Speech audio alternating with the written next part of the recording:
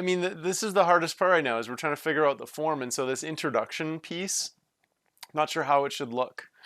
I think you should say something like, hey, welcome, I'm Ed, or something along those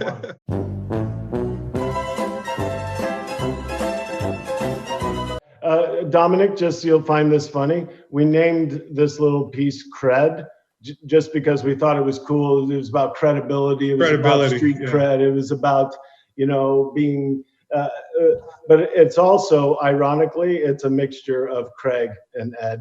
And Craig and Ed, CREd.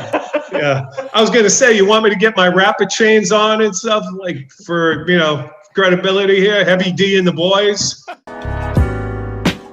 Hey, welcome to CREd. My name's Ed. Right beside me is Craig. And this is a little interactive show that we thought we'd try and bring to the public. Below us, you have Dominick. Dominick is a friend of Craig's. And, in our industry, we can't make ventilators or masks, but because of the connections and the mattress industry that we've been in for a long time, we can connect you to different, experts and leaders in business, sleep experts, like on the last episode.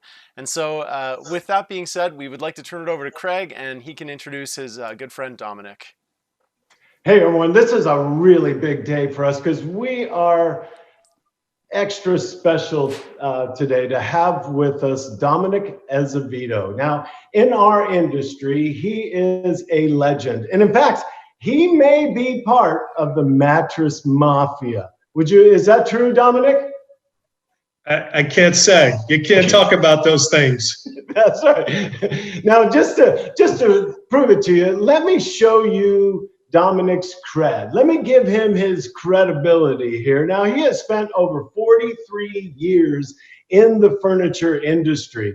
The first 20 were spent in retail with retailers like Huffman Coos, Thomasville, Rhodes, even was the EVP of sales for Mattress Giant. But then he switched sides of the desk and went into the wholesale side for the remaining 23 years of his career. From Executive Vice President of Sales for Simmons to the CEO of Advanced Sleep Concepts and EVP of Sales and Marketing for Cluft. Now he's a stand-up comedian. Matter of fact, I think my two uncles were the inspiration for CREd, and I'll tell you why. Every year we'd rent houses down the Jersey Shore. My job was to bring the uncles food shopping. Now, we get to the A&P, they don't want to shop up and down aisles looking for stuff. No, they just start yelling out shit. Yo, we need Italian bread, steaks, and Budweiser. What aisle are they in? And people would answer them. That is so great, Dominick. So tell me what that experience has been like. I mean, you've held these huge executive positions. What's it like to stand up in front of a group and have to make them laugh? I'll tell you what, Craig. Yeah, that's the toughest thing. Friends of mine ask me, like, are you nervous? And I said, I don't know if it's nerves, but in my whole career, I'm always a ham. I always used to get up in front. You and I used to do meetings together at Simmons, and I had no problem getting up in front of people talking. But at that time, you're delivering knowledge. Maybe I made people laugh every now and then, but my only job on this comedy thing is you got to get them laughing. And it's a little different. And, as you know, I'm pretty much a hothead. So I have to focus on the sky because I don't want to look in the audience and see that someone's not laughing because I want to jump down there and smack them. So that's the hardest thing about being up there. But it's a blast. I've had writing the material. It's all about life experience, being Italian.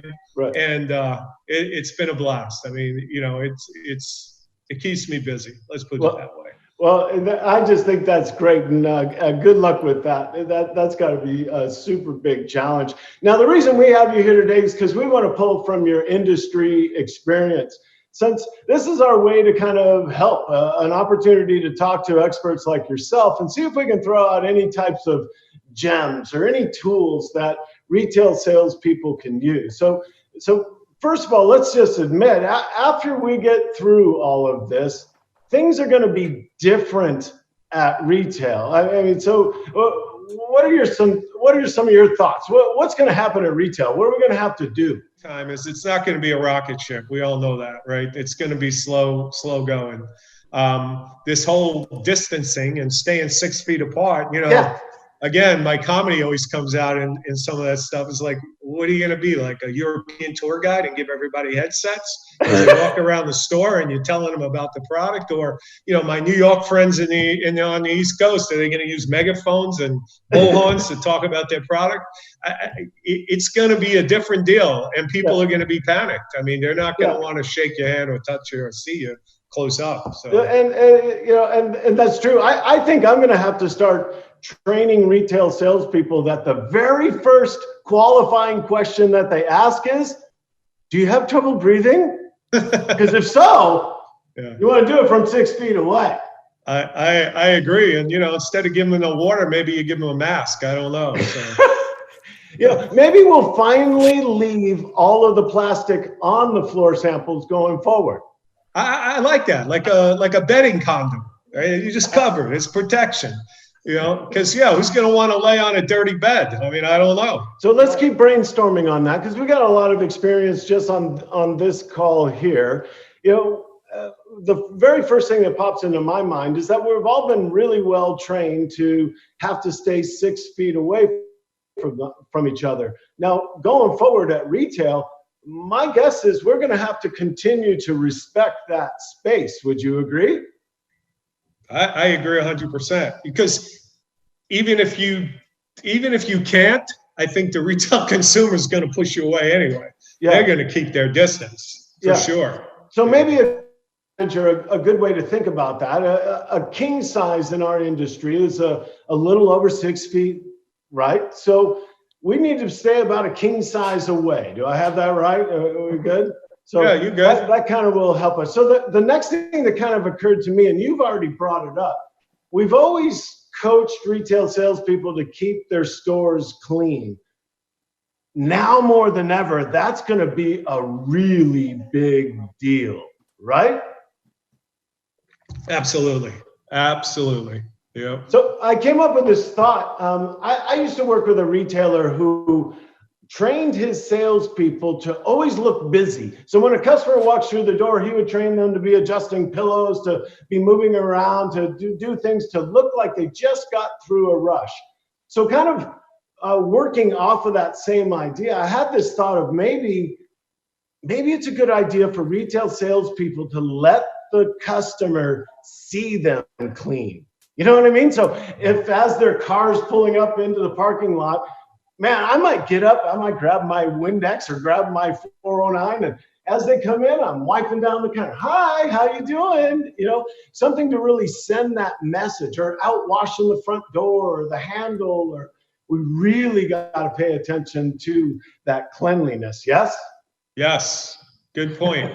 I like it when, people are pulling up and you look busy, and not just busy, you're cleaning. That's probably will be a good thing, because in the beginning, I don't think you're going to get a lot of customers anyway. The good thing is the people that are shopping are probably going to buy, so your close rate should go to 100%. But cleaning and letting them see that you're on top of it, I think you're right on the money, Craig. Now, Dominick, you have a good kind of a roadmap, let's call it, to kind of help get us focused, get us back going again. Now, review that with us, if you would. Yeah, well, when Craig asked me to kind of be a guest here, which I really appreciate, it's fun, great stuff. I always think about, what's the process? What am I going to do? What's my game plan? And I'm an acronym guy, so MAP came to me that, I break it down pretty simple. The M is motivation. So how are you going to create, not motivate, momentum. How are you going to create momentum when this thing ends? Because it's not instant. So what are you going to do to create momentum at your location? Hold on. The meeting has been, and some of those things, as I said earlier, I would be on social media. I would be everywhere I can be talking about what we do at retail. I would reach out to all my ex-customers, my older customers, and ask for referrals. Every rep that comes into my store, I wouldn't let them talk to me about training until they give me a referral. Who do they know that could be buying a bed? I already trained myself, and you should be taking the time right now to really sharpen your skills while you're home, reading books, learning, the specs you have on your product, you already know them pretty well, but why not practice? But the whole thing for your momentum will be that. The next piece of this is attitude. So how do you keep a positive attitude? How do you not get involved in these negative conversations that people are going to have, even when you watch the news? So that's on you, because you control how you feel, and your attitude is you. That's it. You control it. The one thing that a retail consumer cannot buy at another location is you. So you better be the best you can be. And then the last piece is the P, which is process. I know some retailers have a sales process that you go through. You might have your own process. But to me, and I've learned this a long time, and it's always been my way, being a sports guy, if you follow a process, the results take care of themselves.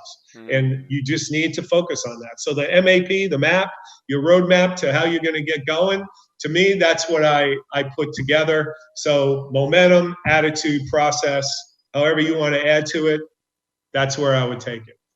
Boom. It's a map to our success. There you go. Dominick, you are always a pleasure to be around. Funny, yet full of wisdom. Certainly appreciate your time being with us today. Hey, thank you guys. I appreciate any help I can do out there. I'm retired, but I'm not out. So, and I love this business, and wherever I can help it, anytime you need me to talk or you want to talk, I'm wide open. So awesome, man. Awesome. Thank you again so much, just from myself, for coming on and sharing your wisdom with us. Hopefully this video has been valuable for the viewers. And yeah, thanks for coming on, man. Really appreciate it. Okay. See you guys. Thanks. All right. Are you guys going to send me this before it goes viral, so I at least can expect calls to get my balls busted? I did a New York Times, this is last year, New York Times, they were doing this thing on shopping for beds on the holidays, and they asked me to participate, and I was talking to the reporter, and it was around President's Day. And so she said, well, do you recommend that, people run out and go buy on President's Day, big holiday? And I'm like, look, if you need a bed, you need a bed whenever you need it. But there's always promotions going on, right? I walk into Macy's, they had my statement blown up in the conference room. Hey, you don't need to shop when it's a holiday. Just shop whenever you want to shop. It's always a sale. So I'd like to see this before so I know I'm going to take some shit from somebody. That's great.